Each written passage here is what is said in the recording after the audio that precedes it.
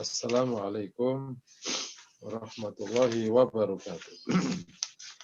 Warahmatullahi wabarakatuh. Alhamdulillahirabbil alamin, al-malikil haqqil mubin. Asyhadu an la ilaha illallah wa anna Muhammadan abduhu wa rasuluh.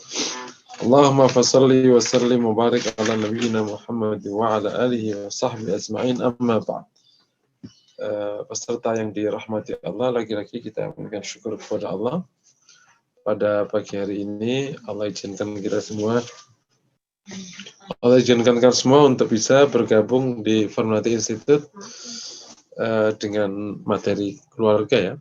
Kita sampai ke tema tentang dhihar ya. Ini dhihar, ini salah satu hukum sangat populer di zaman jahiliyah. Dan bisa jadi kalau kita tidak tahu, kita ikut terjebak di situ. Apa itu dhihar? Ini istilah dhihar ya. Jadi ada beberapa hukum yang mau dipahami betul oleh para pelaku rumah tangga, baik yang sudah atau yang belum, agar tidak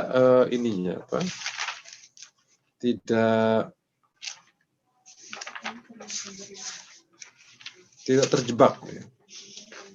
Ceritanya dulu, dhihar itu orang di zaman jahiliyah, kalau ada laki-laki udah katakan nggak suka sama istrinya, tak apapun, itu salah satu cara untuk menyakiti istrinya namanya didhihar. Jadi itu salah satu bentuk cerai. Tapi ungkapannya itu ungkapan dhihar. Paham ya? Jadi dhihar itu adalah menyamakan istrinya seperti ibunya. Ungkapannya anti alayya kadhahri ummi. Engkau ini untukku sudah seperti punggung ibuku. Loh, kok kenapa disebut punggung ya? Karena seorang laki-laki pasti haram untuk berhubungan sama ibunya. Nah, ketika istrinya sudah disamakan dengan ibunya, artinya dia haram berhubungan, mengharamkan diri untuk berhubungan. Nah, disebut dhahar karena dianggap dhahar atau punggung itu dianggap sebagai kinayah atau kiasan atas tunggangan. Karena diasumsikan wanita adalah ditunggangi sama laki-laki. Nah, ini zaman jahiliyah, kalau ada laki-laki mendhihar istrinya, itu jatuhnya cerai. Nah, oleh Islam, hukum ini dicabut atau tidak diperkenankan. Tetapi Islam mengharamkan dhihar. Jadi bagi laki-laki yang mendhihar istrinya, maka dia tidak boleh berhubungan sama istrinya sampai menunaikan kafarah. Jadi tidak sampai cerai, tapi haram untuk berhubungan sampai menunaikan kafarahnya. Kalau sudah ditunaikan kafarahnya, maka boleh berhubungan lagi. Jadi hukumnya dhihar itu haram. Dan akhirnya dia juga haram berhubungan dengan istrinya sampai melakukan kafarah.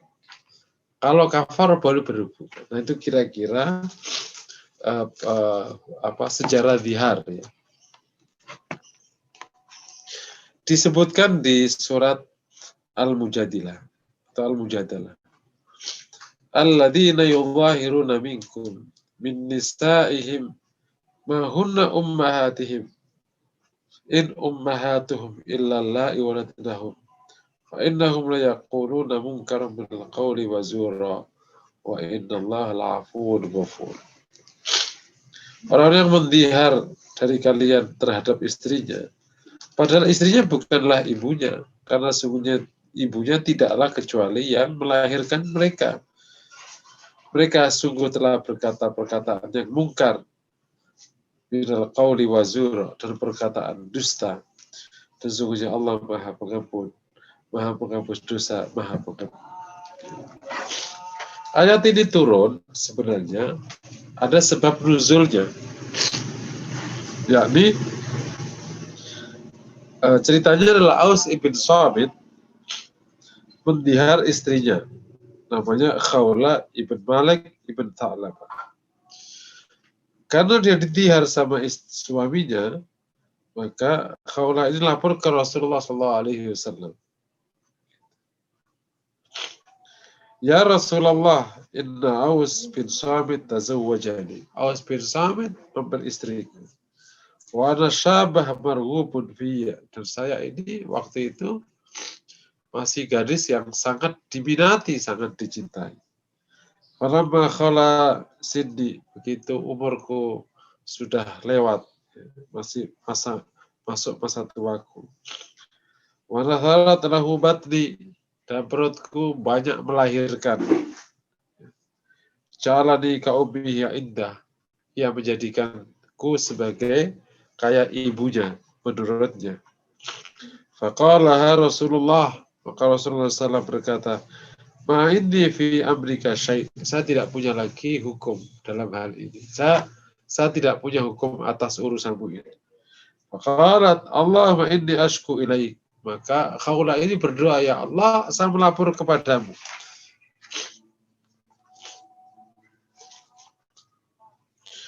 Kemudian dalam sebuah riwayat ia mengatakan, innali sabiyah sigar, saya masih punya anak-anak kecil.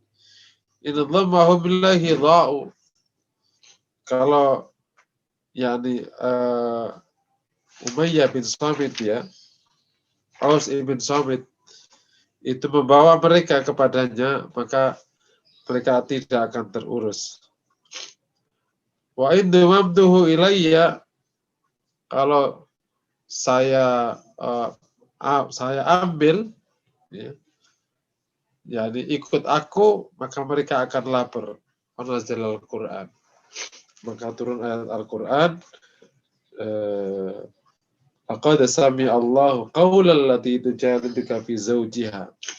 Allah telah mendengar perkataan seorang wanita yang telah berdialog denganmu tentang suaminya. Wa tashtaki ilallah, dan dia melapor kepada Allah. Allah yasma'u tahawurakuma, Allah mendengar dialog kalian berdua. Innallaha sami'un basir, Allah Maha mendengar, Allah Maha melihat. Surat Al-Mujadilah ayat 1. Kata Aisyah ini seorang wanita dialog ke Nabi sampai didengar oleh Allah Subhanahu wa taala. Dia turunkan ayat, kata Aisyah, alhamdulillah alladzi wasi'a samul al-aswat. Maha suci Allah yang pendengarannya mencakupi seluruh suara. Laqad ja'at Khawla bintu Tha'labah tashku ila Rasulullah. Sungguh Khawlah binti Tha'labah datang kepada Rasulullah, melapor ke Rasulullah. Wa ana fi kisril bait, saya di pojokan ya, di pojokan rumah. Yukhfi alayya ba'da kalamiha. Rasul menyamarkan, melirihkan atasku sebagian pembicaraannya. Fa'anzalallahu, maka Allah menurunkan ayat, qad sami Allahu qaulal lati, dan seterusnya. Faqala Nabi, maka Nabi berkata, liyu'tik raqabah. Jadi ketika turun ayat itu, Nabi langsung menyuruh Khawla liyu'tik raqabah, agar suamimu memerdekakan hamba saya. Qalat la yajid, Khawla berkata tidak punya. Qala fayasumu syahraini mutatabi'ain, maka ia puasa 2 bulan berturut-turut. Qalat ya Rasul innahu syaikhun kabir, dia orang yang sudah tua. Ma bihi min siyam, dia tidak mampu puasa. Qala falyat'im sittina miskina, maka adalah kasih makan 10 orang miskin. Qalat ma indahu min syai' yatasaddaq. Ia tidak punya apa-apa untuk bisa bersedekah. Qala sainu bi arqin min tamar, saya akan membantu dia untuk bisa sedekah dengan satu bejana bi arq ya, satu ukuran dari kurma. Qalat wa na'inu bi arqin akhar, saya akan membantunya dengan satu timbangan kurma yang lain. Qala ahsanti, kata Nabi, baiklah kau. Fat'imi minhu sittina miskinan, kasih makan 60 orang miskin. Warji'i ila ibn amik, kembali kepada anak paman, yakni kembali normal. Jadi bisa dipahami ya, Ini kisah memang zihar termasuk hukum yang cukup populer di kalangan sahabat, di kalangan jahiliyah. Ketika laki-laki sudah tidak suka, maka salah satu caranya, kenapa kok nggak cerai ya? Dia memilih kalimat ini. Dianggap kalimat ini lebih kayak bisa menyakiti istrinya gitu lah kira-kira. Kalau cerai mungkin biasa, dia menggunakan kalimat yang jatuhnya cerai, tapi mungkin kayak nggak enak gitu. Jadi kalimatnya masih pakai kiasan gitu. Anti alayya ka dhahri ummi. Ya, ini pilihan-pilihannya. Nah, zaman jahiliyah kalau orang mendihar istrinya itu dianggap cerai. Oleh Islam itu dibatalkan hukum itu. Itu tidak dianggap cerai, tetapi itu hukumnya haram. Dan yang mendihar wajib kafarah. Kalau nggak kafarah berarti dia belum boleh hubungan sama istrinya. Ya, ini hukumnya. Mungkin beberapa yang terkait dengan masalah dihar. Ada beberapa hal terkait dengan dihar. Pertama, apakah dihar itu harus menggunakan kata ibu atau selain ibu? Ada dua pendapat. Jumhur ulama mengatakan dihar baru jatuh dihar kalau menyamakan istrinya dengan ibunya. Kalau menyamakan istrinya dengan selain ibunya, kayak saudaranya, mahram yang lain, tidak jatuh dihar. Itu perkataan ulama. Tapi sebagian, misalnya Abu Hanifah, Hanafi, madhab Hanafi, Auza'i, Thawr, itu mengatakan dihar bisa jatuh jika menyamakan istrinya dengan salah satu dari mahramnya. Misalnya, saudara perempuannya, bibinya, dan lain sebagainya. Pokoknya yang haram dinikahi, ketika istrinya disamakan dengan mereka, hukumnya jatuh dihar. Ya. Kalau nggak persoalan, apakah kalau menyamakan, tetapi niatnya bukan untuk menyakiti atau menghinakan, tapi niatnya memuliakan, apakah jatuh dihar? Mereka semua berkata, kalau niatnya memuliakan, tidak dianggap dihar. Wah, kamu kok kayak ibu. Nah, ini. Tetapi jumhur, nah beda ya. Jadi kalau niatnya memuliakan, baik menyamakan dengan ibunya atau istrinya, maka tidak jatuh dihar. Meskipun yang kayak gini perlu dihindari, karena niat itu kadang orang nggak detail. Niatnya apa tadi gitu? Niatnya nyamain itu memuliakan atau niatnya itu emang ngeledek? Nah, ini kalau niatnya memuliakan enggak, tapi kalau ngeledek ya bisa jatuh dihar. Naudzubillah. Jadi karena itu dihar perlu dihindari. Nah, sebagaimana kata cerai, kata dihar, kata tuduh itu perlu dihindari karena punya konsekuensi hukum. Ya, ini bahasan pertama dari masalah dihar. Bahasan kedua ya, definisinya tadi sudah, ini bahasan. Yang kedua, yang ketiga bahasan yang ini adalah apakah kalau ada orang dihar tapi niatnya mencerai? Jawabannya jatuhnya dihar, bukan cerai. Tapi kalau ada orang ngomong cerai tapi niatnya dihar, ya jatuhnya cerai. Karena yang dinyatakan adalah cerai. Dalam akad yang dilihat itu apa yang dinyatakan. Berikutnya nomor 4 atau nomor 4. Dihar kapan bisa jatuh? Dihar jatuh kalau dinyatakan oleh laki-laki muslim, oleh laki-laki yang balik, yang berakal, tentu muslim, sedangkan istrinya masih dalam naungan akad yang sah. Kalau ada orang dihar oleh istri orang lain, atau dia sedang mabuk, naudzubillah, maka tidak sah diharnya, maka tidak berlaku padanya hukum dihar. Ya. Bahasan berikutnya, ini hukum-hukum kayak gini. Apa dampak dari dihar? Oke. Dampak dari dihar ada dua. Yang pertama, laki-laki ini tidak boleh berhubungan sama istrinya sampai dia mengkafaroi. Gitu. Yang kedua, dia wajib kafaroh. Ya, dia tidak boleh hubungan sama istrinya sampai kafaroh. Kalau udah kafaroh baru boleh. Yang kedua, dia wajib kafaroh. Kalau nggak kafaroh, dosa. Gitu. Jadi dihar sendiri itu dosa.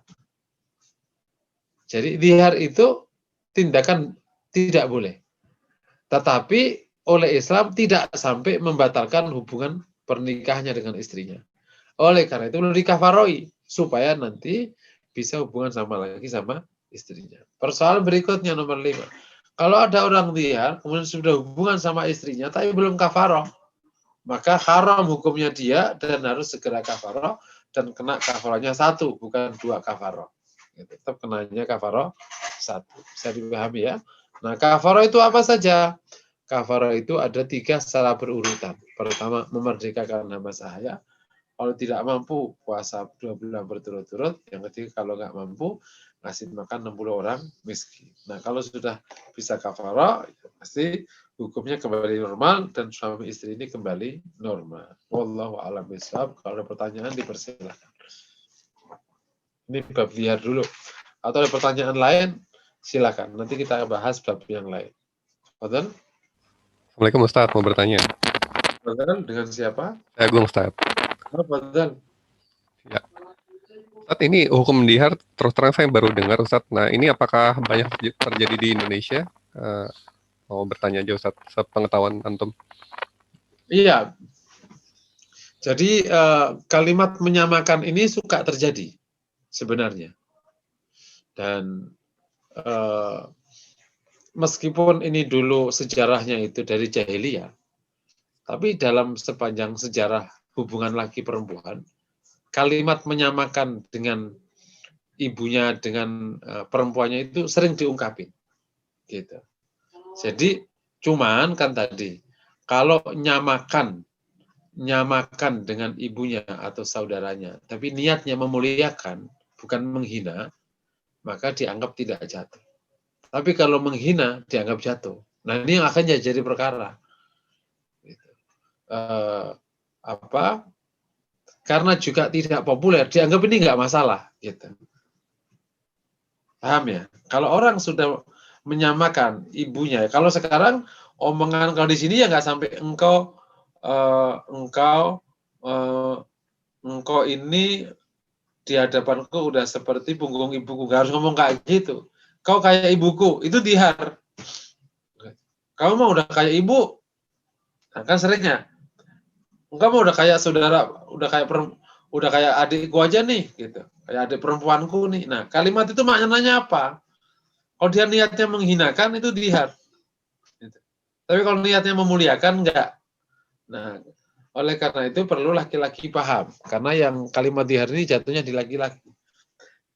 Oleh karena itu pesan saya, jangan sampai menyamakan. Nah, itu aja yang paling aman. Supaya nanti nggak kejebak di hukum dihar. Karena kalau nanti telusuri bisa jadi, wah ini sudah jatuh dihar, akhirnya harus kena kafaroh. Atau kan tidak boleh hubungan sampai kafaroh. Atau kena malah hubungan, belum kafaroh, ya dosa jadinya. Hubungannya dosa. Tidak zina, tapi dosa. Wallahu a'lam bishawab. Ustaz, Assalamualaikum Ustaz. Ustaz, untuk istilah jihar ini sebenarnya ini kan kalau diartikan adalah menyamakan ya, menyamakan istri kita dengan ibu kita itu Ustaz ya. Ya. Pemahamannya apakah menyamakan ini hanya dalam bentuk fisik atau juga terkait dengan sifat Ustaz? Terima kasih Ustaz.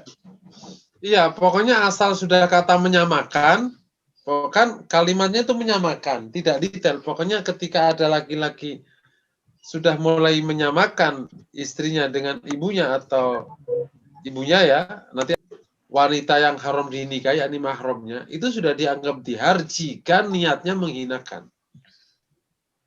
Tapi kalau niatnya memuliakan tidak. Nah, apakah nyamakan akhlaknya macam-macam? Ya, kalau sudah kata menyamakan ya dihar. Kalau kayak niatnya jelek itu, mak kamu kayak ibu nih, tukang marah. Nah, misalnya kayak gitu. Itu kalau lihat pendapat ulama jatuh dihar. Wallahu a'lam bishawab. Ustadz, saya boleh nanya sedikit Ustadz ya? Fadal, fadal. Tadi untuk memperjelas kok tadi cepat sekali ya Ustadz yang poin kedua, tiga itu bagaimana Ustadz tadi? Tadi ulang sedikit. Tadi Ustadz kan poin 1 sebutkan apa namanya maksudnya jihad tadi gitu kan? Ya, yang maksud kedua jihad itu, kalau niatnya main-main atau tadi itu penjelasannya Ustadz? oh ya, poin kedua itu mengenai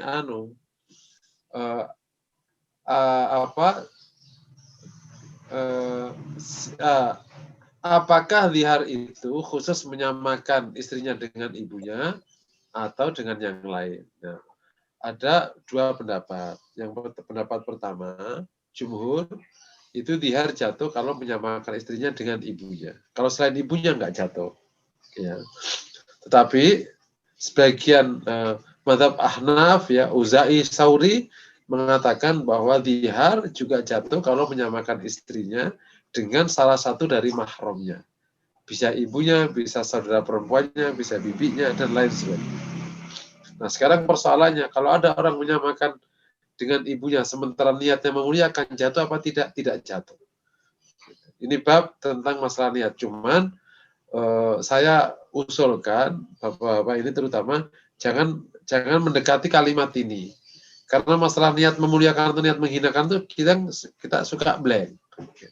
Misalnya lagi marah nih, misalnya istrinya cerewet, nah, sementara dia punya pengalaman buruk sama ibunya, dia juga benci sama ibunya karena cerewet dan pelit. Kamu kayak emakku aja pelit, cerewet, nah itu berarti sudah dihar namanya. Poin ketiganya Ustaz, setelah itu? Yang nomor poin ketiga adalah tentang ini, apakah siapa yang sah diharnya, betul ya itu ya? Yang pertama, sah dihar dari seorang laki-laki sah, suami sah, yang muslim, yang balik, yang akil. Jika dia dikeluarkan oleh orang yang bukan suaminya misalnya, atau ada orang nyamain istri kita dengan orang lain, yang bukan dihar namanya. Atau seorang suami sedang mabuk, nyamain, ya nggak dihar karena tidak akil, nggak sah akad diharnya. Nah, dihar ini hukumnya haram dan dampaknya itu tidak boleh hubungan sama istrinya dan wajib kafarah. Kalau udah kafarah baru halal. Baru boleh. Wallahu a'lam bishawab. Nah, tadi sempat juga gini Ustadz, dia belum kafarah tapi sudah berhubungan. Okay. Kafarahnya cuma sekali, bukan 2 kali ya Ustadz jadi ya. Oh iya benar. Kalau ada orang kan haram berhubungan kalau belum kafarah. Ternyata belum sempat kafarah dia berhubungan. Gimana hukumnya? Ya hubungannya dosa tadi, dosa. Tapi bukan zina ya, hubungannya dosa dan dia tetap wajib kena kafarah 1, bukan 2 kafarah. Wallahu a'lam bishawab. Jadi dosanya karena zina, terus kafarahnya kembalikan lagi gitu ya Ustaz? Bukan. Ya? Dosanya bukan karena itu, bukan zina. Dosanya karena berhubungan sama istri yang dizihar. Gitu. Oh gitu ya. Paham ya? Zihar ini tidak cerai. Awas jangan salah ya. Zihar itu dulu waktu jahiliyah dianggap cerai. Tapi oleh Islam tidak dianggap cerai. Tetapi tidak boleh hubungan. Paham?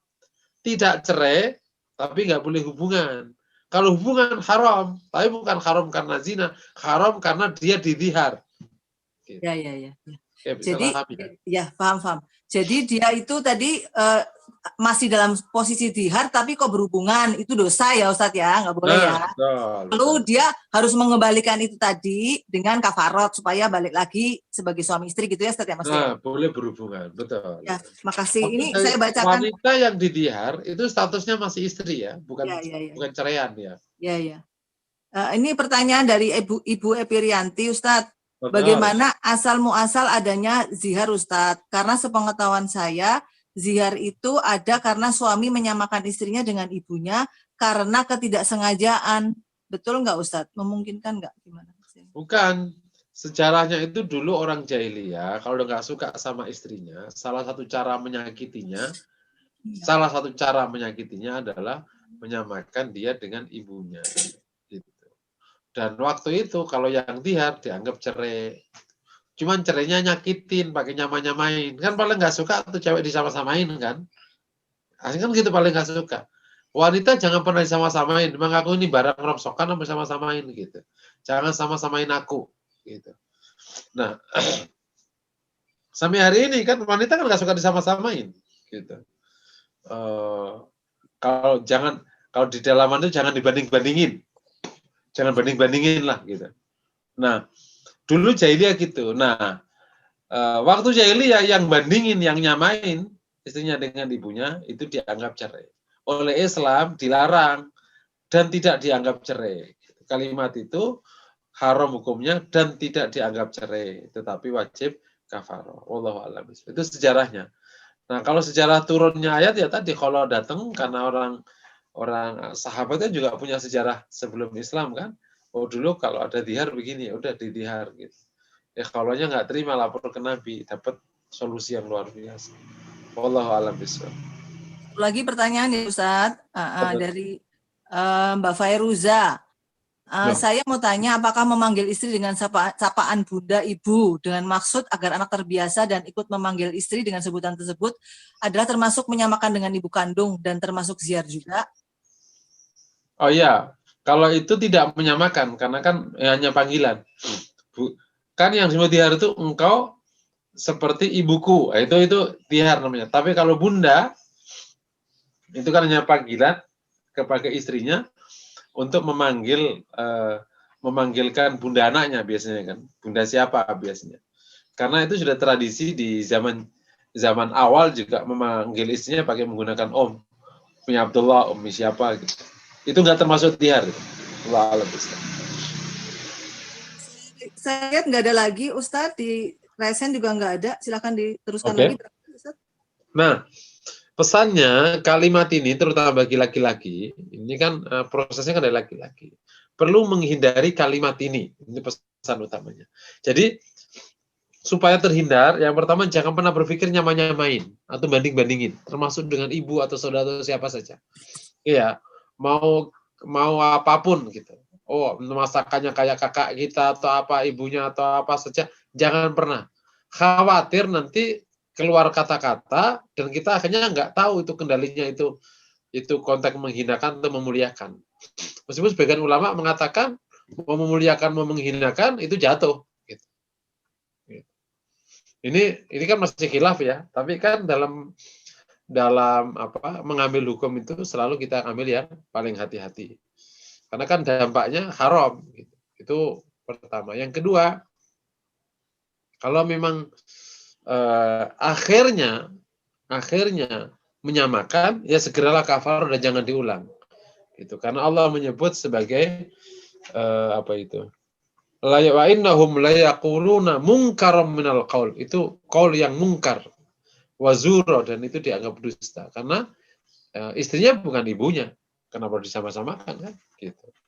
Oke ya, kita lanjut ke bab berikutnya tentang fasah namanya. Fasah itu bubarnya pernikahan. Nah, di dalam Islam ada istilah tolak, cerai, ada khulu, lepas, ada fasah. Gitu. Fasah itu bubaran. Jadi pernikahan bubar. Gitu. Oke ya, paham ya? Jadi ada istilah rumah tangga cerai, itu kalau suami mencerai istri. Tapi ada rumah tangga yang terlepas ikatannya, yakni istri melepas ikatan suami, namanya khulu. Yang ketiga nih ada, namanya rumah tangganya bubar. Bubar ini bukan cerai, gitu. Karena nggak ada iddah. Apa itu fasah? Fasah itu adalah berhentinya atau bubarnya akad nikah. Para ulama mengatakan, fashul akti ma'nahu naqduhu wa khallar rabita allati tarbitu baina zaujain, yakni bubarnya akad dan lepasnya ikatan yang mengikat antara suami istri. Fasah atau bubaran nikahan ini disebabkan dua hal. Yang pertama, bisa karena sebab yang terjadi dalam akad. Sebab yang terjadi dalam akad. Contoh, orang nikah, kedapatan yang dinikah itu masih istri orang. Bubar. Gak sah kan nikahnya. Nikah, kedapatan dia adalah saudara perempuannya sesusuan, bubar. Itu bukan cerai, bubar. Gitu. Terus nikah kedapatan yang dinikahi masih dalam iddah, bubar, nggak sah wanitanya. Nikah kedapatan bahwa pernikahannya ini adalah menjadi istri keempat, istri kelima, bubar, gitu. Karena maksimalnya 4 kan. Kalau di atas itu fasah, bubar, nggak sah nikahnya. Gitu. Itu namanya nikah bubaran atau fasah akibat yang terjadi pada akad. Yang kedua adalah fasah atau bubaran akad yang terjadi karena ada sesuatu yang masuk di selama akad. Contoh, ketika salah satu dari pasangan murtad, bubar. Jadi murtad langsung bubar. Tuh. Yang kedua, suami istri dari agama non-Islam yang sama, salah satunya masuk Islam, bubar. Suami istri, ya. Terus istrinya masuk Islam, atau suaminya masuk Islam, tapi istrinya nggak mau. Tapi kalau di konteks istri, selama dia tidak selain Nasrani, selama bukan Nasrani Yahudi, maka bubar. Tapi kalau istrinya yang Nasrani Yahudi, maka kalau suaminya mu'alaf, rumah tangganya belum bubar. Tidak bubar karena laki-laki muslim boleh nikah dengan wanita Nasrani atau Yahudi. Paham ya? Kalau dibalik nggak bisa. Wanitanya mu'alaf, suaminya Nasrani, bubar. Gitu. Jadi kalau ada salah satunya masuk Islam, maka bubar. Tapi kalau dua-duanya masuk Islam, nggak bubar. Perlu diakadkan ulang. Nah ini nanti ada bahasan. Sebagian ulama mengatakan nggak perlu akad ulang. Gitu. Karena apa? Ya Islam itu sudah menyelesaikan semuanya. Tapi sebagian mengatakan perlu akad ulang. Nah, cuman kalau mengatakan akad ulang, ya berarti anaknya anak zina dong kemarin sebelumnya. Nah, sudah. Jadi sebagian besar mengatakan tidak perlu akad ulang jika dua-duanya masuk Islam. Oke ya. Nah kalau kejadian seperti tadi, maka hukumnya fasah. Dan kalau fasah itu berarti nggak ada iddah. Gitu. Artinya apa? Ya udah, ya bang orang lain. Gitu. Kayak orang akad yang batal. Gitu.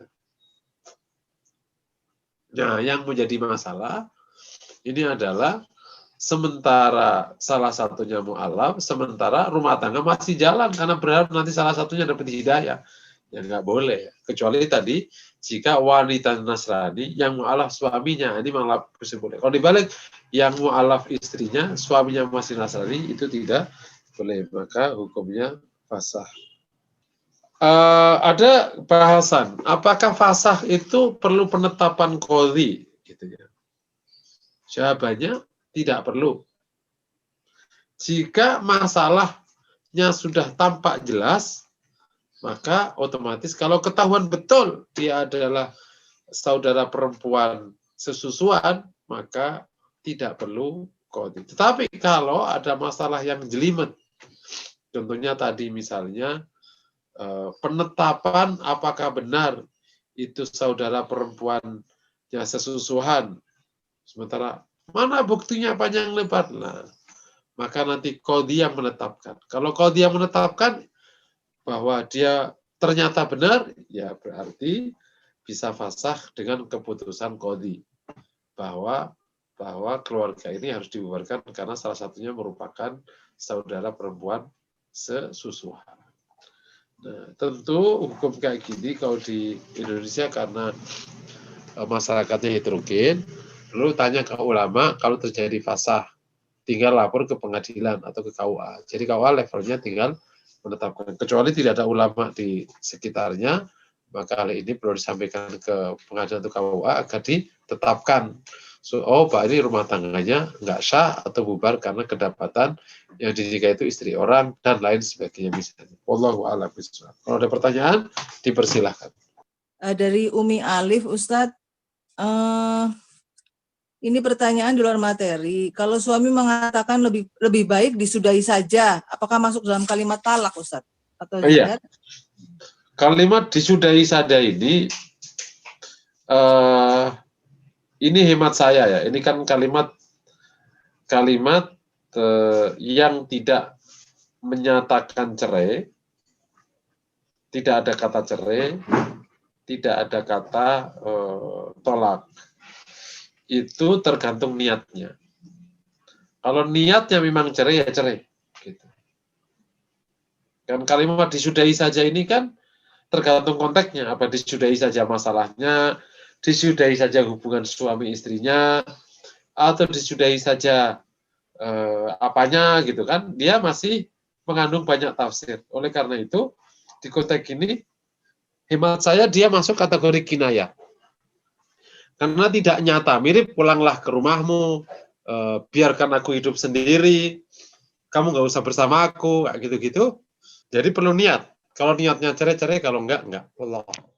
Bagaimana kalau istrinya yang menyamakan suaminya dengan ayahnya, Ustadz? Dihar bukan? Oh bukan. Karena dihar itu dari laki-laki. Kayak cerai. Cerai kan hanya laki-laki. Wanita, aku cerai kau, ya nggak bisa. Ya. Jadi kalau yang menyamakan itu istrinya, enggak jadi dihar. Kalau yang menyamakan laki ke istrinya baru jadi dihar. Wallah alam bisa. Ya, ada pertanyaan selanjutnya dari Pak Husairi. Mohon pencerahan kalau ada suami numpang tinggal di rumah istrinya, yang mana suami sudah jelas tegas menjatuhkan talak kepada istrinya, tapi suami tidak mau keluar dari rumah itu. Mereka masih tetap satu atap. Bagaimana ini hukumnya, Ustadz? Apa solusinya? Syukron. Hukumnya haram, nggak boleh. Yang pertama, suami udah menjatuhkan cerai, berarti cerai. Yang kedua, karena itu rumah bukan rumahnya, berarti suami yang pergi, bukan istri yang pergi. Gitu. Nah, kalau suami tidak pergi, berarti masih numpang, berarti dianggap orang lain numpang. Solusinya ya diusir, karena telah berlaku haram di dalam rumah tangga itu. Kecuali kalau mau kasih solusi lain, misalnya dikotakin, jadi dianggap rumah yang lain. Katakan tidak serumah, tapi akhirnya kayak rumah petak gitu. Intinya itu rumah atau satu rumah atau tidak satu rumah, paling gampang melihatnya itu pintu.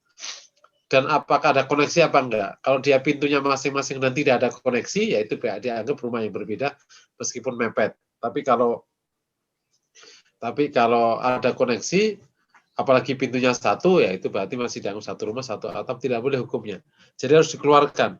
Laki-laki yang tidak mau keluar, ya berarti tergantung di konteks ini istri. Kalau zaman ada pengadilan agama, ya pengadilan agama yang akan menyuruh laki-laki ini keluar dari rumah. Kenapa? Karena bukan rumahnya. Gitu. Lain halnya kalau tinggalnya itu rumah suami, istri yang harus pergi. Nah, kalau istri nggak mau pergi, ya sama, dia harus dikeluarkan. Karena sudah tidak lagi berat tinggal di rumah itu. Allah a'lam bishawab.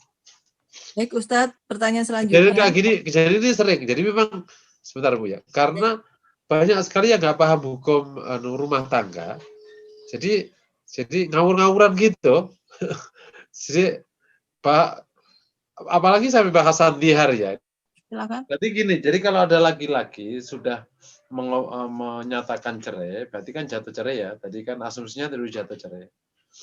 Nah, kalau sudah lewat iddahnya, apalagi cerai sampai sudah 3 kali tadi, berarti kan istri harus keluar dari rumah. Jika itu rumah suami, setelah iddahnya ya. Tapi kalau itu rumah istri atau rumah orang tua istri, suami harus keluar, ya kan? Nah, kalau faktanya suami tidak mau keluar, ya berarti harus dikeluarkan, karena namanya berlaku haram, karena berarti ada ikhtilat kan dengan wanita yang bukan lagi mahramnya. Gitu. Nah, di konteks ini ya berarti sikap terhadap mungkar yang depan ya bisa pakai persuasi, bisa pakai ketegasan dan lain sebagainya. Yang ini tidak boleh gitu. Atau mau solusi yang lain, misalnya karena merasa dia punya harta di situ misalnya, ya itu bisa kompensasi dan lain sebagainya. Allah alam bisa. Ustaz, terima kasih. Ada selanjutnya pertanyaan dari Syarifah Aini Haisa Sibuan. Dalam pernikahan yang keduanya Nasrani, lalu suaminya mu'alaf, tapi istri tetap Nasrani. Apakah tidak fasah, Ustaz? Oke. Sekarang asalnya orang nikah dengan Nasrani itu kan boleh ya. Laki-laki Muslim yang nikah dengan wanita Nasrani atau wanita Yahudi itu kan boleh, paham ya? Nah, kalau kemudian kalau ada laki-laki Nasrani, wanita Nasrani, kemudian lakinya Nasrani, mu'alaf, statusnya masih sah menurut awal. Kalau dari awal aja sah, apalagi ini datang belakangan gitu. Artinya posisi pernikahannya tidak menyalahi aturan karena berarti jatuhnya ada Muslim nikah dengan wanita Nasrani. Nah, memang banyak orang yang bertanya, loh, bukankah Nasrani itu musyrik gitu? Kok diizinkan? Jadi sama-sama musyrik, kalau ahlul kitab itu dia punya dua pengecualian hukum. Ahlul kitab itu ya Nasrani sama Yahudi yang sekarang itu juga. Loh, bukankah ahlul kitab zaman Rasul nggak kayak sekarang? Loh, justru ahlul kitab itu kenapa Rasul turun? Karena kitabnya udah dirubah. Dan perubahan kitab kan bukan zaman Rasul. 40 tahun setelah Nabi Isa itu perubahan kitabnya. Jadi waktu Rasulullah jadi Rasul, itu Nasrani ya kayak sekarang ini. Yang Tuhannya udah 3, yang Trinitas itu, dan lain sebagainya. Yahudi udah sekarang seperti yang sekarang ini. Yang sekarang kita ini.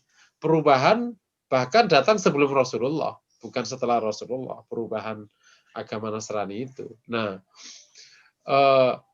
meskipun secara hukum tauhidnya dia musyrik karena menyekutukan Allah, tapi dia punya dua pengecualian hukum. Yang pertama, sembelihannya itu bisa diterima oleh Muslim jika dia baca Bismillah.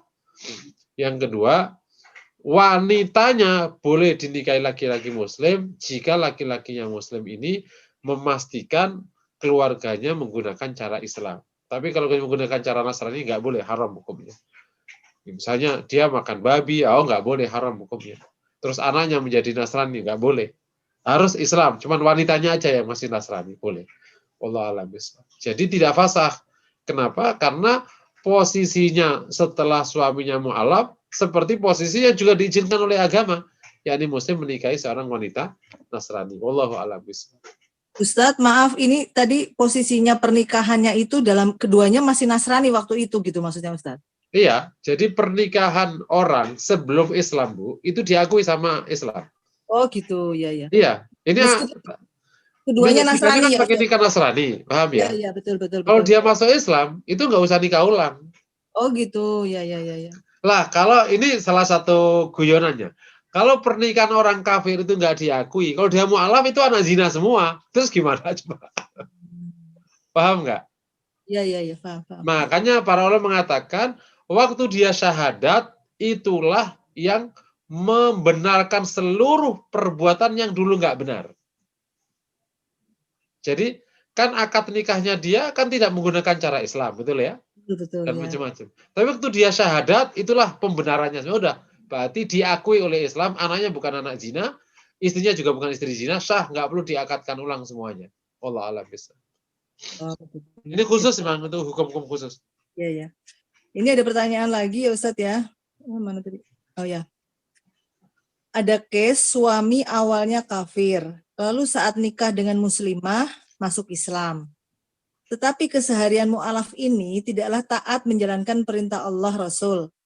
Nah, berjalan 25 tahun, si suami ini diam-diam sudah kembali kafir, ibadah kembali ke gereja lagi. Pertanyaannya, status pernikahan mereka apakah otomatis cerai? Apa solusinya dan bagaimana pembagian harta mereka? Istrinya lebih banyak punya aset. Apakah ada pembagian gonogini dalam Islam? Oke. Jadi kalau sudah mulai kedapatan suaminya murtad, ya, berarti fasah, bukan cerai hukumnya, Bu. Fasah. Fasah itu bubar. Nah, kalau di Indonesia berarti tinggal didaftarkan ke pengadilan agama. Bahwa karena suami saya itu murtad, maka fasah. Ya, awas ya, jangan salah istilah. Ada cerai, ada fasah. Beda. Kalau fasah itu nggak pakai iddah. Jadi kalau rumah tangga bubar, bukan karena cerai, nggak pakai iddah. Jadi istri langsung bisa nikah lagi, nggak pakai iddah. Gitu. Meskipun sih tetap baiknya nunggu ya. Nah, kalau sudah bubar, maka harta dibagi sesuai dengan pemiliknya masing-masing, gitu. Kalau wanita ini punya aset, ya seluruh asetnya diambil dulu, seret, full punyanya dia. Sip. Tinggal punyanya laki-laki. Nah, di konteks ini laki-laki kalau terjadi fasakh atau cerai, itu kan punya adab untuk memberikan uang kepada istrinya. Gitu. Nah, uang ini dianggap mut'ah namanya. Gitu. Meskipun ini sebenarnya uang mut'ah itu jatuh dari hukum cerai, dalam fasakh itu nggak salah kalau laki-laki atau wanita minta uang mut'ah namanya. Ya, kalau diberikan ya bersyukur, kalau enggak ya itu bab yang lain. Tapi dalam cerai itu wajib kasih uang mut'ah.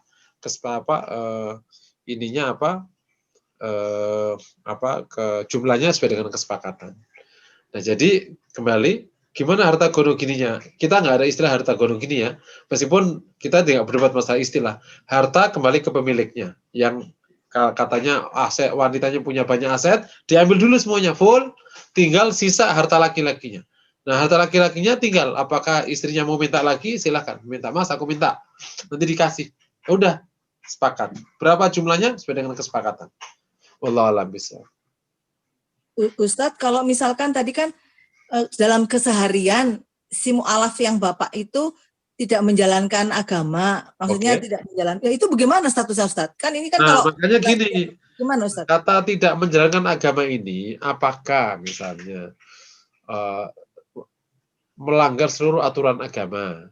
Nah, misalnya kayak tidak sholat, tidak puasa. Nah, kalau tidak sholat, tidak puasa, itu kan pernikahannya masih sah, tetapi baik cerai, paham ya? Jadi sepanjang dia nikah, ketika suami tidak menjalankan aturan agama, katakan tidak sholat, itu kan bukan berarti rumah tangganya bubar, enggak. Karena belum murtad kan. Tapi baiknya cerai. Nah, karena wanita ini tidak minta cerai dan suami tidak mencerai, ya berarti rumah tangganya sebelum kedapatan suaminya nyata-nyata murtad atau kembali lagi agama lamanya, berarti rumah tangganya masih sah, masih oke. Hubungannya masih tidak zina. Gitu. Sampai kedapatan fasakh. Gitu. Nah, mungkin pertanyaannya, Ustadz, kita baru tahu belakangan kalau dia itu sudah ke gereja dan sudah kembali ke Nasrani. Bisa jadi sebenarnya kembalinya itu sudah lama, Ustadz. Udah 2 tahun yang lalu. Berarti kan aku 2 tahun hubungan sama orang murtad. Jawabannya apa? Al-hukmu alal ilm. Hukum itu pada yang kita ketahui. Karena sebelum dia tadi kedapatan murtad, ya berarti dianggap dia belum murtad.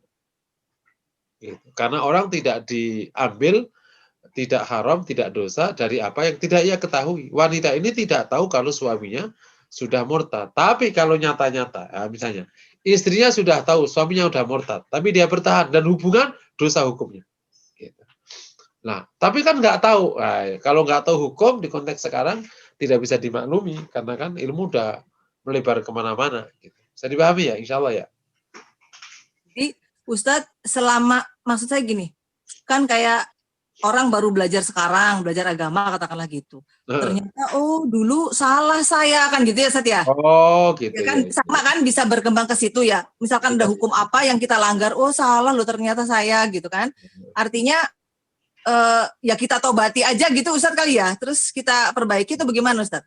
Iya kalau gini, ya ternyata salah ya tentu nanti Allah menetapkan apa salah kita karena tidak tahu ini dimaafkan karena memang termasuk tidak tahu yang dimaafkan atau tidak tahu yang tidak dimaafkan. Yang paling tahu ya Allah ya. Karena secara hukum misalnya gini, hari ini ada orang tidak tahu tentang hukum ini kan nggak masuk akal. Tapi enggak kok bener kok. Aku tuh udah ngaji loh, Jeng, udah bertahun-tahun. Tapi belum pernah dapat hukum ini ya. Berarti dia sebenarnya udah ngaji. Berarti ya insya Allah karena tidak tahu semoga dimaafkan oleh Allah. Nah, tapi untuk mengcover masalah yang bisa jadi kita salah dan tidak dimaafkan, maka betul taubat dan istighfar kepada Allah atas kesalahan pelaksanaan hukum rumah tangga yang tidak tepat itu. Wallahu a'lam bishawab. Ini ada kaitannya dengan bisa jadi Bu, solusinya selain atau tadi taubat itu kayak gini-gini, sodako aja yang banyak untuk menutupi kekurangan-kekurangan di tindakan yang nggak tepat di rumah tangga. Kalau saya renungkan, sepertinya hukum zihar itu lebih berat ya daripada cerai. Karena kalau cerai kan barangkali ada iddah, terus bisa kembali lagi dengan nikah ulang, katakanlah gitu, yang mungkin dalam arti tidak terlalu banyak biayanya ya. Kalau yang zihar itu kan untuk kembali itu kan puasa 2 bulan, memerdekakan budak, itu kan Ustaz ya. Iya benar. Yang Iya.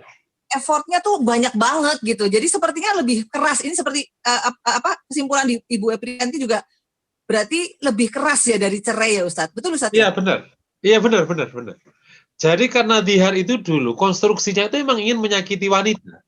Asli konstruksinya itu. Jadi kalau cerai itu kan agak jantan ya. Agak jantan.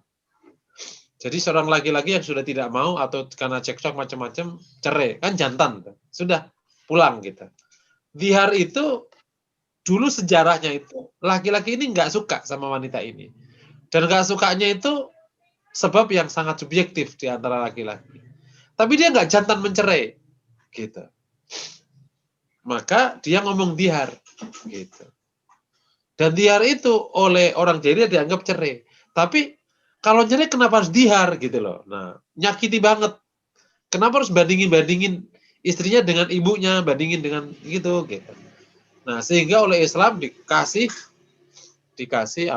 ketegasan dan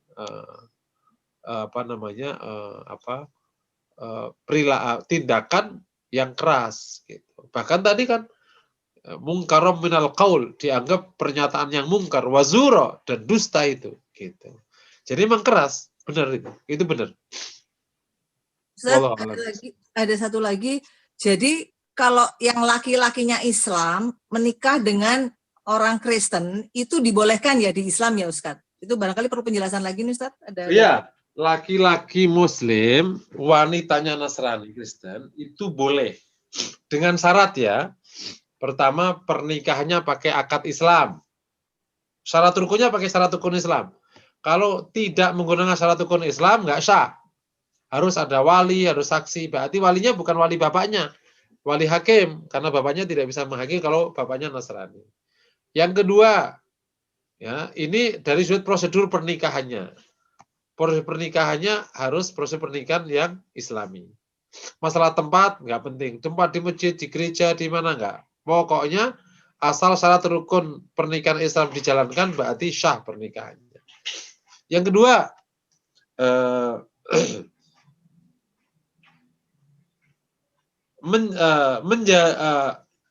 habis nikah, laki-laki ini bisa mengendalikan hukum di rumah tangga. Tidak ada perilaku Nasrani yang masuk di rumahnya kecuali dia pribadi menjalankan agama Nasraninya. Gitu. Tapi kalau agama istrinya ini dibawa ke rumah tangga, contohnya ikut makan haram, ikut ibadah-ibadahnya masuk di rumahnya, nggak boleh. Tapi wanita ini boleh menjalankan agamanya secara pribadi. Anak-anaknya ikut bapaknya, di Islam di rumah aturannya Islam semua. Hanya istrinya ini saja yang menjalankan keyakinannya. Nah, kalau dia bisa melakukan itu, maka diizinkan. Kalau tidak, haram hukumnya. Haram bukan karena tidak sah nikahnya, tapi haram pernikahannya karena menyebabkan kemudaratan besar. Karena ada nikah yang haram kan, meskipun sah, tapi haram pernikahannya. Gitu. Allah alam. Jadi Ustadz, kalau sampai misalkan kan kadang-kadang ada yang begini Ustadz, kalau nanti punya anak, yang anak perempuan ikut ibunya, agamanya, gitu nggak benar ya Ustadz ya? Nah benar itu belas Ustadz. Belas itu berarti nggak bisa ya Ustadz ya? Kalau sampai laki-laki itu berarti laki-laki nggak kuat. Oh. Lalu satu lagi ini yang tren saya lihat juga, menikahnya di luar negeri gitu loh. Orang udah tahu, katakanlah gini Ustadz, perempuannya Muslim, yang lakinya Kristen, itu kan nggak bisa ya Ustadz ya? Oh nggak boleh, haram hukumnya. Haram itu ya Ustadz ya? Nggak sah ya. Nggak, siapa lagi pakai acara keluar negeri segala kan juga pakai aturan itu ngaruh, mau keluar negeri mau keluar langit nggak sah. Iya. Jadi luar negeri bukan mensahkan pernikahan, itu melegalkan pernikahan, tapi tidak mensahkan pernikahan. Ya Ustadz. Satu lagi Ustadz, ada pertanyaan, kalau seseorang sudah terlanjur hamil di luar nikah, apakah bisa dinikahkan? Iya, Ada pandangan ulama dua. Yang pertama, tidak perlu dinikahkan dan disuruh taubat. Dua-duanya tidak perlu dipertemukan karena berzina kan. Tapi pendapat yang kedua, dan ini kelihatan yang digunakan oleh para ulama di Indonesia, sebaiknya malah dinikahkan supaya tapi suruh taubat dulu dua-duanya, dinikahkan, dan sehingga nanti waktu anak lahir tidak terjadi kemudaratan atas anak yang lahir ini. Gitu. Sah, gitu. Wanita yang sudah hamil nikah dengan laki-laki sah nikahnya. Nah, yang jadi masalah kalau nikah dengan laki-laki yang bukan menghamili, ini repot nanti di nasabnya. Kalau dia nikah dengan laki-laki yang menghamili, ini masih ada khilaf. Sebagian ulama mengatakan bisa disambungkan ke bapaknya, sebagian ulama mengatakan tidak disambungkan. Karena dia hamil dari luar nikah. Jadi penasaban itu ada dua, lahir dalam nikah atau lahir dari nikah. Gitu. Atau lahir dari nikah, yakni pernikahan baru ada proses penghamilan. Kalau lahir dalam nikah, waktu proses pembuahan di luar nikah, pas lahir dua sudah nikah. Nah, kalau yang menghamili itu yang menikahi, sementara lahir dalam nikah, sebagian ulama masih mengatakan bisa disambungkan ke bapaknya, sehingga anak ini masih punya nasab yang benar. Tapi yang jadi masalah kalau yang nikahi, yang bukan menghamili. Nah, itu akhirnya menjadi repot, tetap orang lain. Allah alam bisa. Assalamualaikum Ustadz. Waalaikumsalam warahmatullahi wabarakatuh. Ini saya yang terakhir ini yang keterangan Ustadz masih agak bingung nih Ustadz. Ya. Yang bilang hamil dari suami dari laki-laki yang menikahinya di luar pernikahan, maksudnya itu perempuan udah hamil duluan gitu ya Ustadz ya. Terus itu baru menikah, itu nikahnya sah Ustadz? Iya, tadi saya katakan ada dua pendapat ulama. Wanita yang hamil, apakah dinikahkan apa tidak? Ada dua pendapat ulama yang mengatakan pertama tidak dinikahkan. Kenapa? Karena dia justru harus taubat dulu, dipisahkan dulu, lahir dulu semuanya, baru nanti dinikahkan karena dia berzina. Naudzubillah min dzalik. Sampai nanti kedapatan taubatnya. Paham ya? Yang kedua mengatakan boleh dinikahkan. Kenapa? Ya selama dia udah taubat. Dalam rangka apa? Dalam rangka menjaga, salah satu alasannya dalam rangka menjaga kebaikan anak yang lahir. Gitu. Karena kan keburukan tidak boleh terus diturunkan. Gitu. Iya. Nah kalau memilih dinikahkan, pertanyaannya, apakah nikahnya wanita hamil zina itu sah? Para ulama mengatakan, ya kan nggak ada salahnya.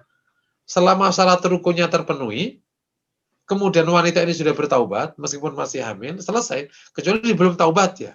Gitu. Kalau bertaubat enggak, harus taubat dulu. Maka sah. Nah, kalau sah, pernikahannya, muncul bahasan berikutnya. Gitu. Anaknya nanti nasab ke bapaknya apa enggak? Gitu. Nah, ini ada dua pendapat. Jadi banyak pendapat ya. Case dua pendapat, case ini pendapat. Gitu. Jadi bisa dipahami ya. Jadi kalau yang mengatakan boleh nikahkan, alasannya nggak ada yang salah. Karena wanita ini wanita dan dia tidak hamil karena cerai. Jadi dia nggak punya iddah, paham ya? Iya, kecuali hamil karena cerai, kan iddah. Wanita ini hamil bukan karena cerai, jadi dia nggak punya iddah. Jadi wanita yang tidak beriddah. Tapi dia punya masalah, yaitu ditaubati. Nah, kalau yang mengatakan sah dinikahkan, sah, maka anaknya disambungkan kemana? Nah, ada dua pandangan. Ada dua kasus yang muncul. Jika yang menikahkan, yang menghamili, maka sebagian ulama mengatakan anak ini bisa dinasabkan ke bapaknya. Sebagian, ya tidak bisa dinasabkan. Kenapa? Karena pembuahannya di luar nikah. Paham ya? Tapi jika yang menikahi bukan yang menghamili, maka anak ini tidak bisa dinasabkan ke bapak ini. Nasabnya hanya ke ibunya, dan dia nanti kalau nikah, misalnya kalau perempuan, maka dia dinikahkan sama hakim, bukan sama siapapun. Paham ya? Iya. Dan karena nanti anak ini bukan nasab bapaknya ini, maka berarti perlakuannya harus orang lain. Kayak anak tiri gitu lah. Ya, saya pernah dengar begini Ustadz. kalau misalnya dia udah hamil duluan, yang si perempuan ini, nah, nikah itu cuman untuk nikahnya itu cuman untuk lingkungan aja, menurut hukum agama itu tidak sah gitu. Jadi setelah dinikah mereka pisah lagi, pisah rumah gitu ya Ustadz ya. Setelah lahir anaknya, terus dinikahkan lagi gitu. Ustadz, pernah saya dengar gitu dulu Ustadz. Teman bilangin tadi, ada dua pendapat, makanya ada dua pendapat. Ada mengatakan tidak sah. Kenapa? Karena dia hamil. Iya Ustadz. Hamil kan nggak sah nikahnya, paham kan? Iya. Kapan orang hamil boleh nikah? Kalau udah selesai hamilnya. Cuman pendapat yang kedua mengatakan sah karena dia hamilnya bukan dari hamil cerai, bukan dari hamil nikah. Dia nggak punya iddah gitu. Kalau dia nggak punya iddah boleh nikah, gitu. Paham ya? Iya Ustadz. Nah, kalau ada dua pendapat begitu Ustadz, terus mana yang lebih baik itu Ustadz? Maksudnya kalau masyarakat cari aja yang paling mudah. Kalau orang ulama cari yang paling benar, gitu.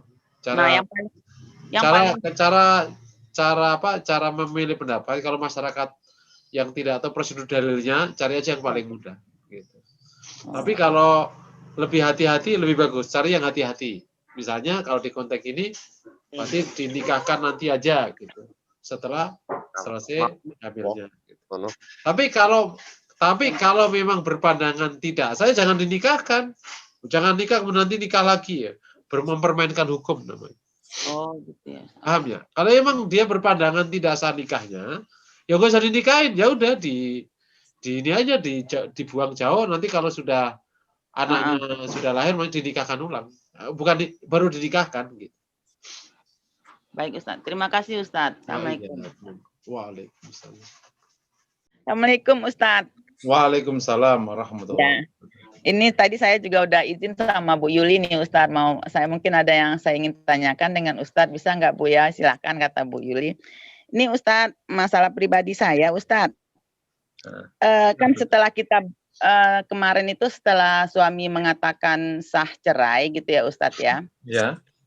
Pasca cerainya ini Ustadz, saya sama mantan suami lah gitu Ustadz, kan karena belum didaftarkan ke pengadilan ini Ustadz ya, masih ya secara agama gitu sahnya Ustadz.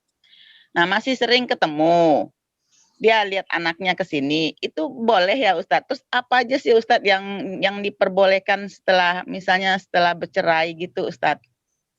Oke, jadi kalau cerainya itu masih cerai roj'i, cerai yang masih bisa rujuk, itu boleh serumah, boleh bincang-bincang gitu, boleh. Tetapi akan menjadi rujuk kalau melaksanakan hubungan suami istri. Tetapi kalau sudah tidak lagi roj'i, cerainya, maka dia seperti orang lain. Ya Ustaz. Ya ini ya nggak boleh masuk rumah.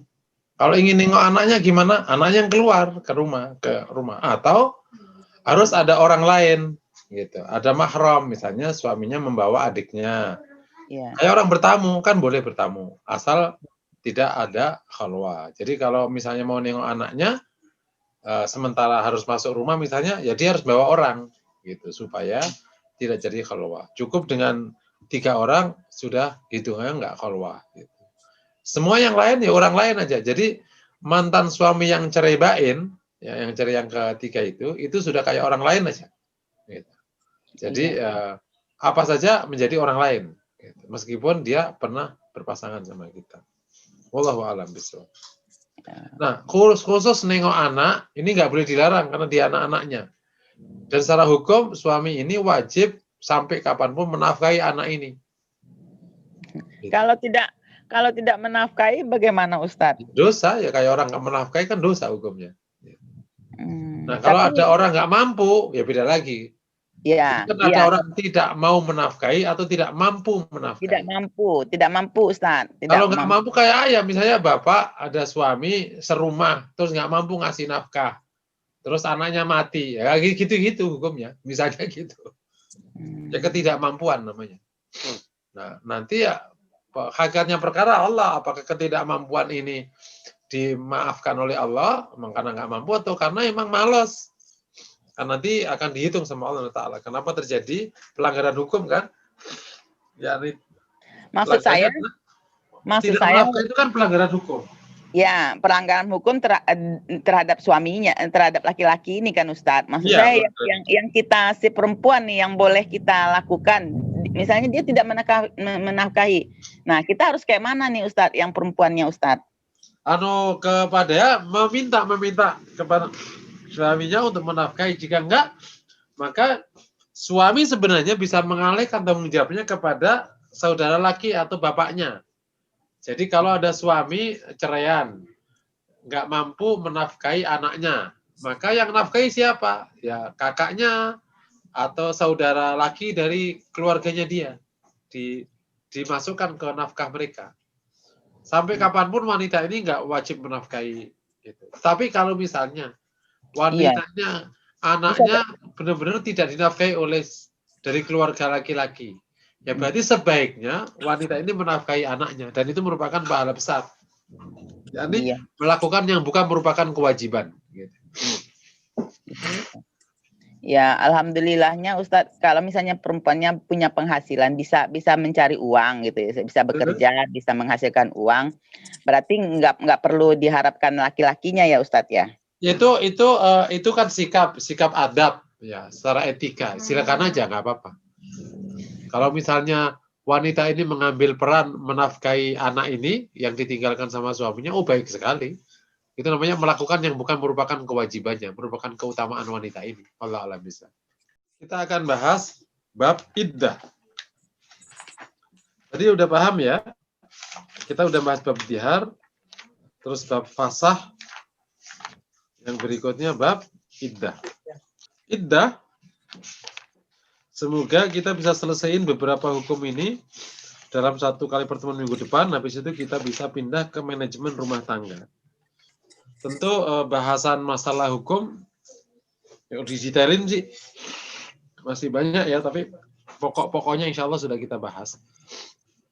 Iddah secara bahasa diambil dari kata al-id wal ihsa, yakni maknanya adalah apa atau maknanya adalah hitungan gitu. Secara bahasa iddah itu maknanya hitungan atau undian gitu. Jadi maknanya adalah angka yang terundi secara bahasa. Nah, secara istilah iddah adalah hitungan atau masa yang harus ditunggu seorang wanita dan karena dia pisah atau ditinggal meninggal. Nah, selama masa akibat pisah, selama masa itu maka tidak boleh wanita ini melaksanakan pernikahan. Kata iddah atau bahasan iddah itu sudah dikenal waktu jahiliyah. Dan mereka juga melaksanakan iddah ini. Dan Islam mengakui hukum ini dan akhirnya menjadi hukum Islam. Ya tadi memang beda-beda ya. Ada hukum yang berlaku waktu jahiliyah dan ditolak oleh Islam, dan ada hukum yang waktu jahiliyah ada dan diterima oleh Islam. Ini salah satu yang diterima ini masalah iddah. Para ulama telah terjadi ijma para ulama bahwa iddah wajib berlaku bagi wanita yang berpisah dari suaminya, baik karena cerai atau karena meninggal. Karena firman Allah, wal mutallaqat yatarabbasna bi anfusihinna thalathata quru. Dan wanita-wanita yang dicerai menunggu 3 kali quru. Nah, 3 kali quru nanti dibahas. Ada bahasan 3 kali sucian atau 3 kali haid. Nanti bagi yang mengatakan 3 kali sucian, gini ya. Awas, cara ngitungnya jangan sampai salah. Cerai kan di waktu suci, paham ya? Cerai karena cerai itu harus di waktu suci, cerai yang sunnah ya. Kan ada cerai yang bid'ah, kemarin kita bahas ya. Cerai waktu haid nggak boleh. Cerai di waktu suci adalah cerai waktu suci yang belum bercampur. Jadi katakan sucinya itu tanggal 1 sampai tanggal 25. Misalnya gitu. Nah, tanggal 25 sampai tanggal 30 itu haid. Maka waktu haid tanggal 30 bulan Januari selesai. Nah, mulai masuk Februari, nah cerai. Ya, cerai. Nah, ini adalah jatuhnya cerai di waktu suci. 3 kali suci itu gimana?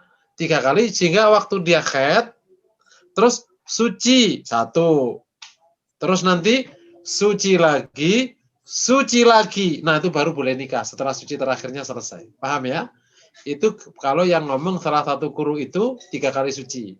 Jadi suci waktu dijatuhkan cerai itu nggak dihitung. Dihitungnya suci setelah haid. Jadi cerai, suci selesai, kalau 30 jatuh haid.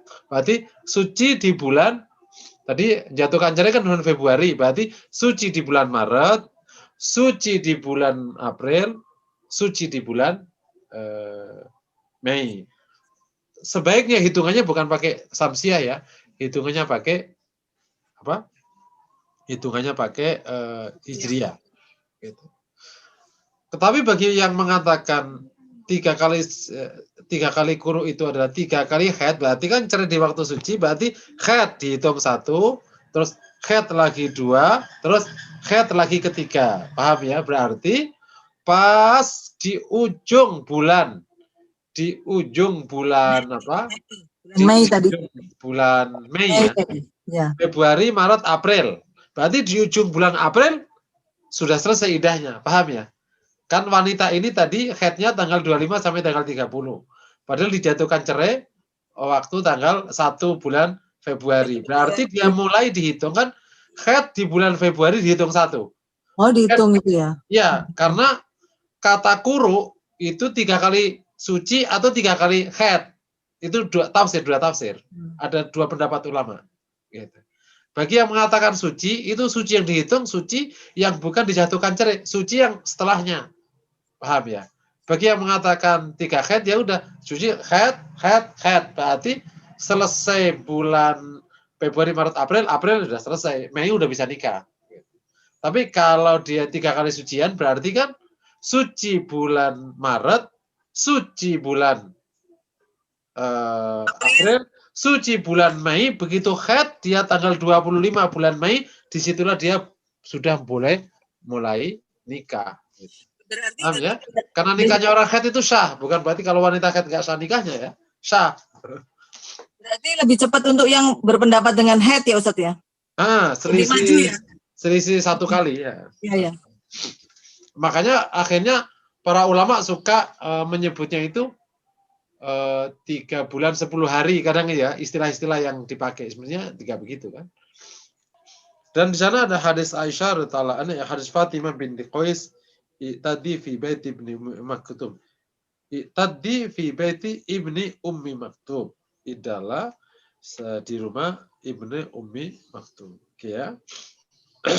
Jadi wanita yang cerai atau yang meninggal suaminya itu wajib melaksanakan iddah. Hikmah iddah yang pertama, ma'rifatu bara'atir rahim, yakni mengetahui secara baik kebersihan rahim, ya, agar ketahuan apakah wanita ini hamil atau tidak hamil. Paham ya? Setelah 3 bulan ketahuan.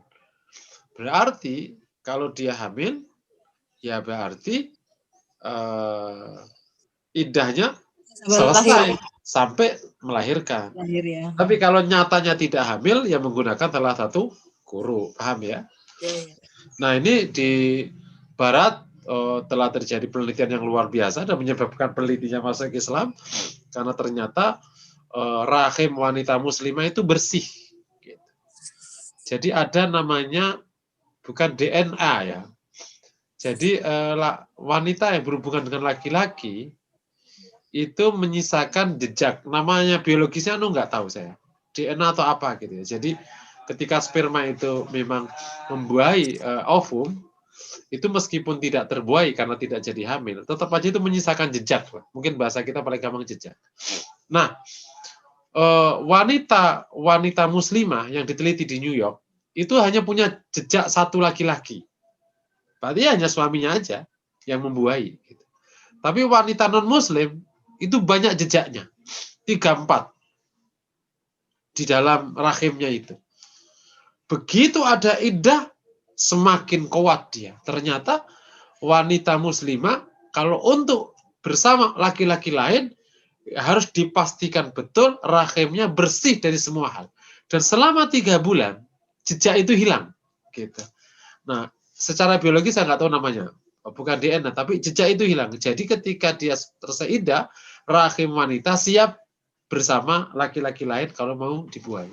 Jadi demikianlah Islam menjaga betul tidak tercampurnya nasab dan menjaga betul kebersihan rahim wanita, sehingga iddah merupakan cara yang luar biasa. Yang kedua, iddah merupakan waktu di mana dua pasangan ini bisa memikirkan ulang tentang keputusannya. Jika memang iddahnya itu roj'i ya. Jika jika cerainya itu roj'i. Tapi kalau tidak bisa rujuk ya selesai sudah. Artinya ada kesempatan untuk memikirkan ulang untuk kembali. Karena bisa jadi cerai terus nyesel. Karena apa? Salah misalnya. Ternyata ada kebaikan. Nah, gitu wallahu a'lam.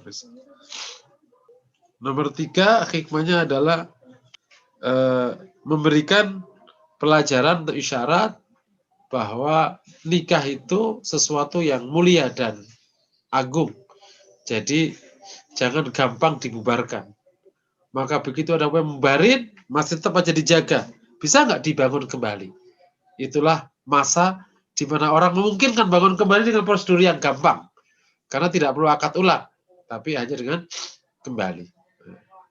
Yang nomor 4, bahwa kemaslahatan nikah itu tidak sempurna jika ketika terjadi perceraian di antara dua pasangan yang sudah diikat dengan ikatan kuat itu, kemudian begitu saja lepas, tidak ada kesempatan memikirkan kembali. Secara kemaslahatan nikah harus ada jeda untuk menjaga kembali supaya bisa dirajut kembali. Jadi ada banyak hikmah, ini salah satunya aja 4 ini yang saya sebutkan. Dan tentu secara penelitian luar biasa di Islam mengenal iddah. Jadi mengenal cerai tapi mengenal iddah. Bukan sama sekali tidak mengenal cerai. Sama sekali tidak mengenal cerai membuat rumah tangga kacau, bahkan orang malah bisa selingkuh. Tapi cerai tanpa iddah juga berbahaya. Tapi Islam memperkenalkan cerai dan memperkenalkan iddah. Ini merupakan hukum yang luar biasa. Beberapa macam iddah ya. Iddah wanita yang masih haid. Itu 3 kali haid atau 3 kali kuruk tadi ya, yang nanti dibahas. Yang kedua, iddah wanita yang sudah tidak haid, yakni wanita menopause yang diceraikan misalnya, maka nikahnya 3 bulan. Terus iddah wanita yang ditinggal mati suaminya, itu 4 bulan 10 hari, selama tidak hamil. Terakhir, iddahnya wanita hamil, itu adalah sampai melahirkan. Tapi di sana ada bahasan yang khusus, iddah seorang wanita yang belum dicampuri. Itu beda lagi. Apa itu? Wanita yang belum dicampuri ketika diceraikan maka tidak ada lagi iddah. Dalilnya, ya ayyuhalladzina amanu idza nakahtumul mu'minat tsumma talaqtumuhunna min qabli an tamassuhunna famalakum alaihinna min iddatin ta'taddunaha. Hai orang-orang yang beriman, jika kau nikah seorang wanita mukminah dan kalian menceraikannya sebelum kau menyentuhnya, maka tidak lagi atas mereka iddah untuk dihitung kembali. Nah, kalau wanita yang belum bercampur ini kemudian ditinggal mati oleh suaminya, nikah belum bercampur, suaminya meninggal, maka baginya tetap wajib iddah, yakni 4 bulan 10 hari. Walladzina yutawaffawna minkum wa yadharuna azwajan yatarabbasna bi anfusihinna arba'ata asyhuri wa asyra. Dan orang-orang yang wafat di antara kalian dan meninggalkan istri-istri, maka mereka istri ini menunggu dalam dirinya 4 bulan 10, ya. Menunggu 4 bulan dan 10 hari. Al-Baqarah ayat 234. Salah satu hikmahnya adalah kenapa kok tetap ada iddah, yakni dia menjaga kehormatan suaminya dan yang sudah meninggal, dan juga menjaga hak-haknya yang bisa saja harus ditunaikan setelah meninggal. Mungkin sampai di sini dulu. Kalau ada pertanyaan dipersilahkan. Ustadz, maaf diulang lagi bisa nggak Ustadz, tadi macam-macam iddah Ustadz? Oke. Cepat sekali. Yang pertama iddah wanita yang masih haid. Itu 3 kali haid atau 3 kali suci, ya. Nanti tergantung bahasan nanti. Ini umum dulu. Yang kedua, iddah wanita yang sudah tidak haid. Yang sudah tidak haid itu 3 bulan. 3 berikutnya iddah wanita yang ditinggal mati suaminya. Iddahnya 4 bulan 10 hari. Jika tidak hamil. Kalau hamil ya berarti setelah melahirkan. Yang keempat, iddahnya wanita hamil. Maka setelah melahirkan. Terakhir, mungkin nomor 5. Nomor 4 ini asumsinya wanita ini sudah bercampur. Nah, bagi wanita yang belum bercampur, maka tidak punya iddah. Jadi 4 kategori di atas, itu diasumsikan wanitanya yang sudah bercampur dengan suaminya. Kalau belum, berarti tidak punya iddah. Dasarnya tadi Al-Ahzab ayat 49. Wallahu a'lam bishawab. Ya Ustadz, terima kasih udah. Insyaallah. Ada pertanyaan bisa Ustadz? Betul, Bu? Ya, ada pertanyaan ini. Tadi udah dijawab mungkin ya, kalau haidnya nggak setiap bulan atau tidak ada haid lagi, udah dijawab ya Ustadz ya, 3 bulan ya Ustadz? Ya, kalau belum nggak ada haid lagi berarti dia 3 bulan. Tapi kalau jarang-jarang kayak menopause gitu gimana Ustadz? Nah, masalah menopause atau jarang-jarang itu hukumnya beda. Kalau menopause jarang-jarang. Nanti tanya ke dokter. Apakah dia jarang-jarang sementara belum menopause atau udah menopause? Kalau dia belum menopause berarti ngitungnya sesuai dengan kebiasaan yang selama ini terjadi. Misalnya gini, dia haidnya karena sesuatu dan lain hal, hormon gitu, nikahnya ngaco, haidnya ngaco. Ya udah diasumsikan biasanya tanggal berapa haid, ya itu dihitung. Gitu. Terus dihitungnya 3 suci atau 3 haid itu ya Ustaz? Betul, 3 suci atau 3 haid. Tentu yang paling aman 3 kali suci ya, karena dia lebih lama. Ya, lebih lama ya Ustaz ya. Nah, cenderung kalau masalah hukum kayak gini ini yang lebih hati-hati lah, yang lebih lama. Lalu kalau yang tidak ada haid lagi udah jelas tadi ya, 3 bulan Ustaz ya. Kalau jelas. Nah ini makanya ya perlu yang tahu. Ya ini kan kalau kondisinya gampang, oh udah menopause, gitu. Ya udah. Ya. Kalau belum kan tanya ke dokter, udah menopause belum sih sebenarnya ini, gitu. Ya. Iya. Lalu pertanyaan berikutnya dari Mbak Pipit, apa hikmah ketika fasah tidak ada masa iddah? Bagaimana menjaga terjaganya nasab? Ya karena pada dasarnya fasah itu pertama kalau sebab karena nggak sahnya kan nggak sah nikahnya. Aslinya kan nggak sah nikahnya. Jadi ya nggak perlu. Berarti terjadi kesalahan. Gitu. Kalaupun terjadi pernikahan misalnya, terus anaknya kan sebenarnya tidak bisa dinasabkan ke bapaknya. Gitu. Karena nikahnya kan nggak sah. Gitu. Ya ini agak sulit jadinya. Terus gimana? Ya udah. Oh, udah kadung kesalahan kok. Gitu.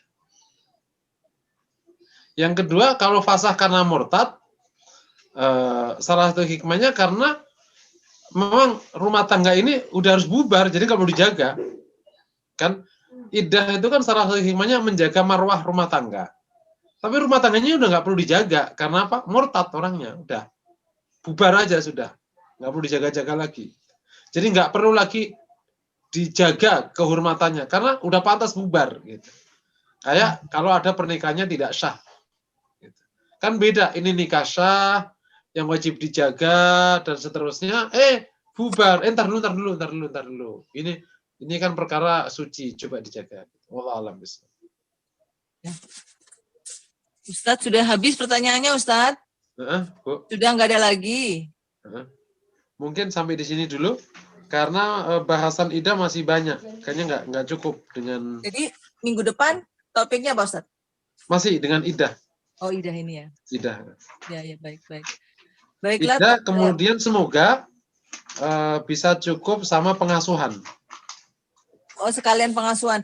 Barangkali pengasuhan menarik, Ustadz ya, khususnya buat ini ya, buat ya, karena gini Ustadz, saya merasakan juga ya Ustadz, begitu keluar hukum tuh rasanya ya barangkali nggak mau menolak sih sebetulnya. Cuman agak-agak serem gitu kan, jadi agak kurang minat barangkali ya Ustadz ya, ada hukum cerai kok belum udah ngomongin cerai kan gitu, ada asumsi seperti itu Ustadz. Barangkali kalau nanti pengasuhan mungkin lebih banyak lagi peminat. Oh iya. Nanti kalau sudah masalah hukum selesai, kita akan bahas di dalam kuliah keluarga namanya manajemen rumah tangga. Itu mulai dari bahas macam-macam. Nanti setelah itu, tapi yang kita bahas di pengasuhan ini pengasuhan secara hukum ya, bukan pengasuhan teknik pengasuhan. Itu nanti setelah kita bicara manajemen rumah tangga baru bicara pengasuhan atau parenting. Gitu Bu. Ya. Jadi yang kita bahas minggu depan itu adalah pengasuhan dari sudut hukum. Siapa yang berhak mengasuh, kalau ada kayak gitu-gitu. Ya, Ustaz. Insyaallah. Baik, ya, Ustaz. Semoga minggu depan sudah selesai masalah hukum. Minggu depannya lagi kita udah bisa pindah ke namanya manajemen keluarga. Wallahu a'lam bishawab. Baik. Terima kasih Ustadz atas kesediaannya mengisi tausiah hari ini. Jazakallah khairan. Dan baik teman-teman, mari kita tutup. Monggo Ustadz dipakai doa dulu Ustadz ya, diisi doa ya Ustadz. Ini monggo sama-sama. Bismillahirrahmanirrahim. Alhamdulillahirabbil alamin. Hamdan sholli wa sallim ala Muhammad fil alamin innaka Hamidum Majid. Allahumma ighfir lana wa tub alaina innaka at-tawwabur rahim. Allahumma ighfir lana wa tub alaina innaka at-tawwabur rahim. Zakki nufusana anta khairun man zakkaha. Allahumma as'al ahlana wa auladana min al-ilmi wal khair wa ya min al-lahir. Allahumma hab lana min azwajina wa dhurriyyatina qurrata a'yun waj'alna lil muttaqina imama. Allahumma alif baina zawjatina, alif baina auladina, alif bainahum wa bainahun muta'allifat mutahabbina bainahum. Rabbana atina fid dunya hasanah wa fil akhirati hasanah wa qina adzabannar. Sallallahu wasallam ala Muhammad wa ala alihi wasallam. Alhamdulillahirabbil alamin. Terima kasih teman-teman. Mohon maaf kalau ada salah kata dan mungkin agak kurang lancar karena kesehatan Ustadz. Mudah-mudahan Ustadz segera diberi kesembuhan oleh Allah. Bisa aktivitas lagi dengan maksimal Ustadz ya. Demikian pertemuan kali ini. Subhanakallahumma rabbana wa bihamdika asyhadu an la ilaha illa anta astaghfiruka wa atubu ilaik. Assalamualaikum warahmatullahi wabarakatuh. Waalaikumsalam.